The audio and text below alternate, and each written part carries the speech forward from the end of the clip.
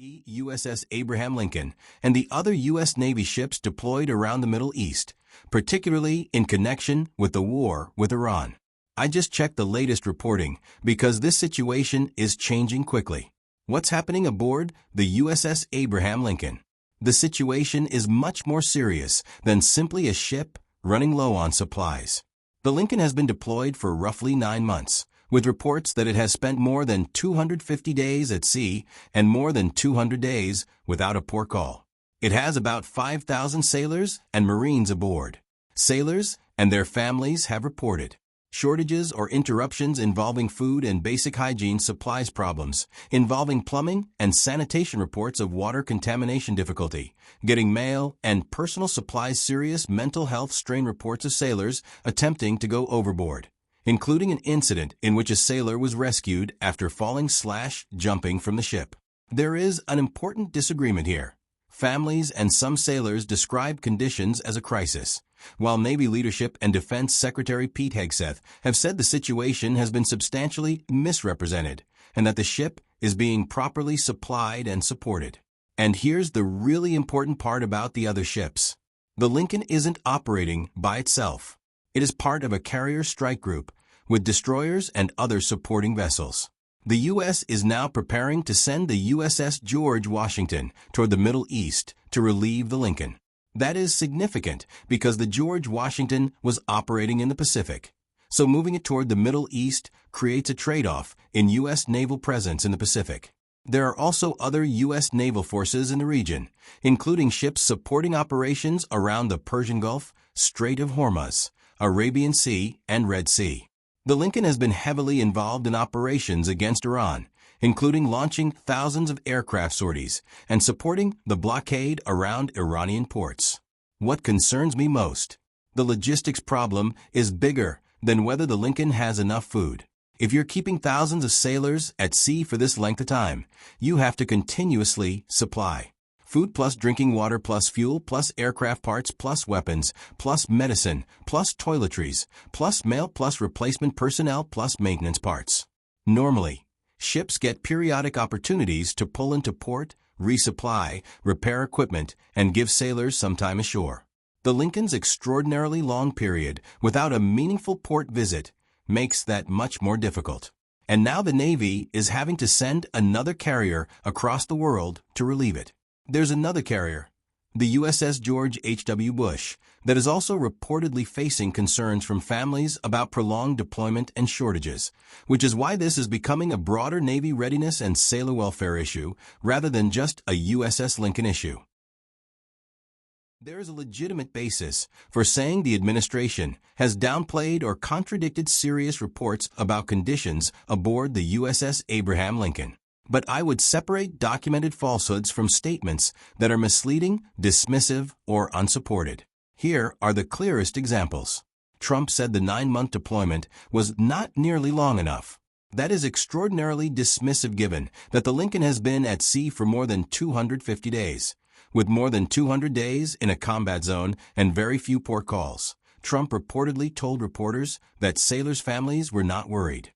That directly conflicts with extensive reporting from families who contacted Navy leadership about food, water, sanitation, mental health, and supply problems. Hegseth called the reports completely misrepresented. Yet the concerns aren't based solely on anonymous social media posts. Military families, Navy-focused journalists, lawmakers, and veterans have all raised concerns. And the Navy itself has acknowledged that the extraordinary length of the deployment is placing strain on the crew. The administration's argument that the sailors are being adequately supported doesn't resolve the underlying issue.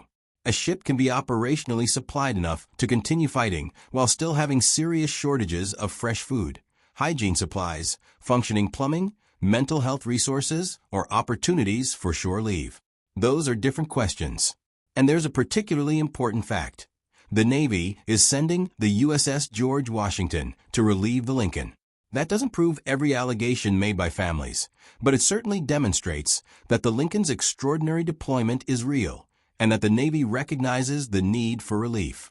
But I would say there is substantial evidence that their public statements have minimized a serious situation and created a misleading impression about what sailors and their families are reporting. And there's an even bigger question here. Why were sailors kept at sea for roughly 9 months, with more than 200 days in a combat zone and almost no port time, while the administration was publicly telling Americans that there wasn't really a problem?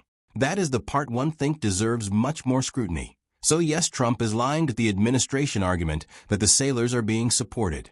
Trump and Hegseth statement. By statement claim what the evidence shows my assessment. Trump. The Lincoln's deployment was not nearly long enough. The carrier has been deployed for roughly 9 months, has spent more than 250 days at sea, and more than 200 days without a port call. Misleading/minimizing Trump. Families aren't really concerned about their sailors. Numerous families have contacted Navy officials and journalists describing food/water problems, exhaustion, mental health concerns, and other problems. Contradicted by substantial evidence. Hegseth. Reports about conditions were completely misrepresented. Independent reports document concerns from families, sailors, and lawmakers, including supply, plumbing, water, and mental health issues. Unsupported/overbroad administration implication. The ship is being adequately supplied, therefore there's no significant problem. Operational resupply can occur while sailors nevertheless experience shortages or quality of life problems. The two aren't mutually exclusive. Misleading Pentagon's response that the crew is being taken care of. The Navy has acknowledged the unusually long deployment and the mental health concerns, while CENTCOM Commander Admiral Brad Cooper personally visited the Lincoln amid the controversy that incomplete Trump's dismissal of sailors' mental health concerns. Reports include multiple alleged suicide attempts, including a sailor who went overboard and was rescued. Families have been demanding intervention. Seriously misleading. The most troubling statement is Trump's. Trump didn't merely say, "The Navy tells me the sailors are adequately supplied." He dismissed the underlying concern, saying the deployment wasn't nearly long enough, and denying that families were worried. ABC News reported both comments. That's difficult to reconcile with what has subsequently emerged. Families have publicly described food and water shortages, exhaustion, inadequate mental health support, and other quality of life problems. Stars and Stripes reported that families had raised these issues directly with Navy leadership. And this isn't just political opponents making accusations. A U.S. Senator is demanding answers from the Navy about the deployment and its extensions. CENTCOM Commander Admiral Brad Cooper personally went aboard the Lincoln amid the concerns. And the Navy is preparing a replacement carrier, the USS George Washington, for the Lincoln. Reuters says the Navy describes that relief as planned, but it nevertheless underscores how extraordinary the Lincoln's deployment has become. The mental health issue is particularly serious. This is where I think we need to be very careful about calling something a lie. We cannot prove from the public record that Trump or Hegseth knowingly lied about every aspect of the situation. But we can say that their public characterization of the situation is increasingly difficult to square with the evidence.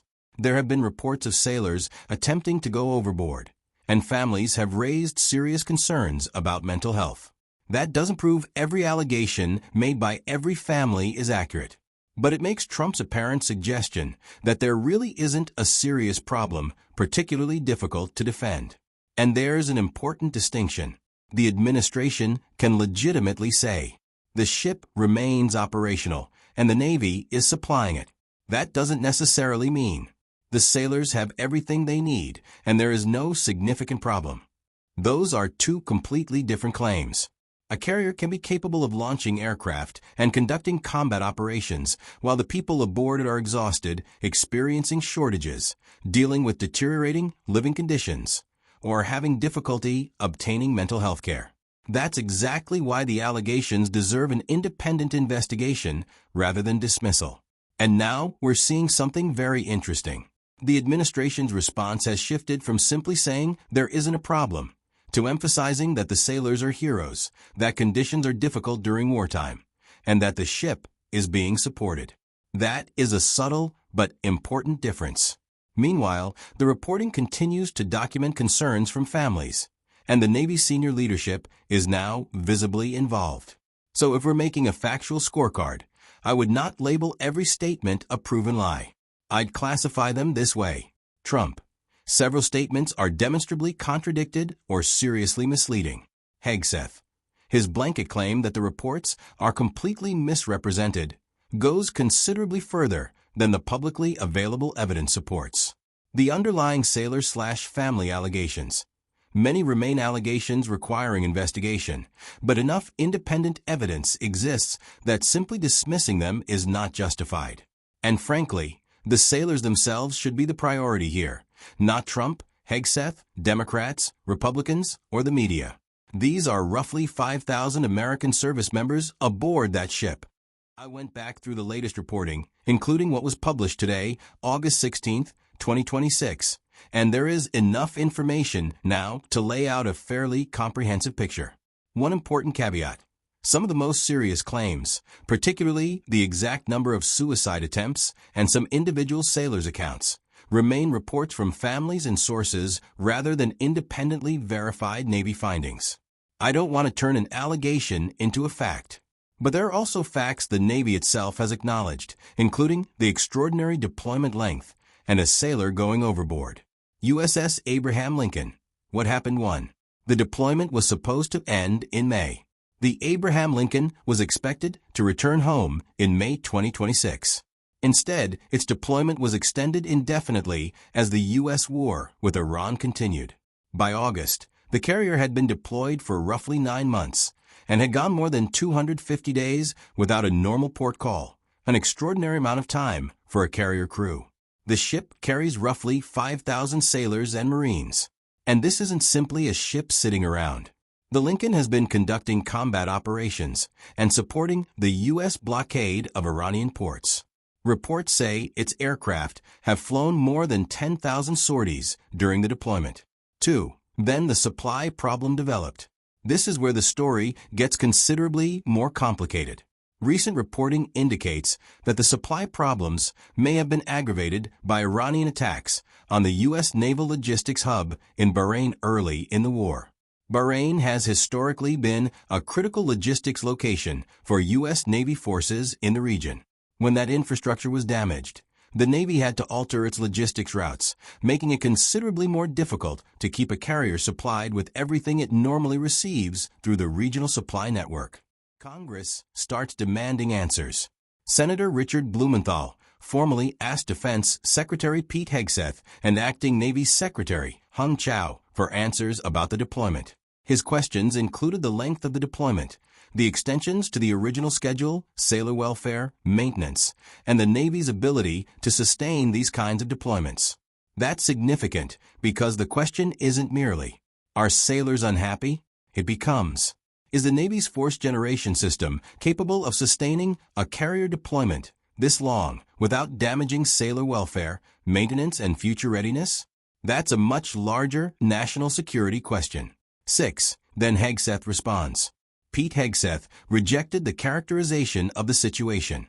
He said reports about poor conditions aboard the Lincoln had been completely misrepresented.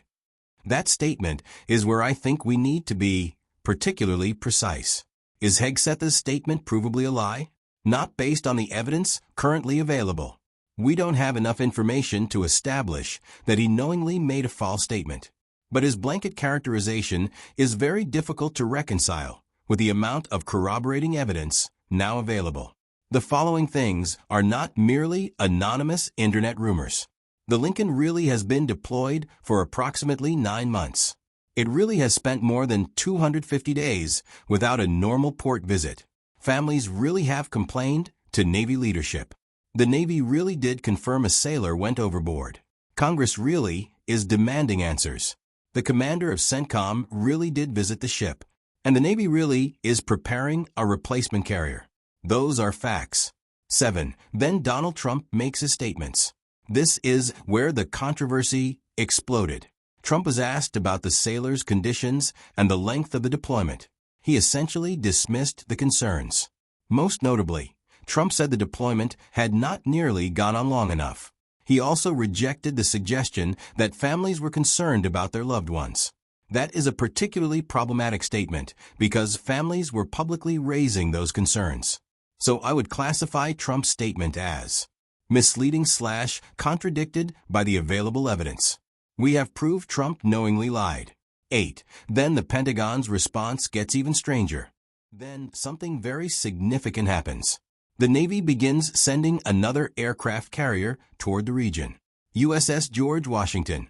The Navy confirmed that the USS George Washington would be sent to the Arabian Sea to replace the Lincoln. And this creates another strategic problem. The George Washington is the Navy's only forward-deployed carrier based in Japan. Moving it to the Middle East means the United States temporarily leaves the Western Pacific without its normal forward-deployed aircraft carrier. So the Lincoln's problems aren't occurring in isolation. The United States is essentially moving one carrier from one strategically important part of the world to relieve another carrier that has been pushed beyond a normal deployment cycle. 10. The top CENTCOM commander personally visits the Lincoln. This is another fact I think deserves attention. Admiral Brad Cooper, commander of U.S. Central Command, visited the Abraham Lincoln. The visit occurred while the carrier was preparing to come out of its extraordinarily long deployment. Cooper praised the ship's operational performance. And that's fair. The sailors aboard that ship have accomplished an enormous amount under extraordinarily difficult circumstances. But praising their performance doesn't establish that the living conditions were fine. In fact, senior leadership visiting the ship at this point could indicate that the Navy understands the seriousness of what's happening. 11. There's another carrier involved, USS Tripoli. And this is where the story gets even bigger. Families connected with the USS Tripoli have also reported serious problems, including concerns about food, water, hygiene, and sailors' mental health. One family has alleged substantial weight loss by a sailor aboard the Tripoli.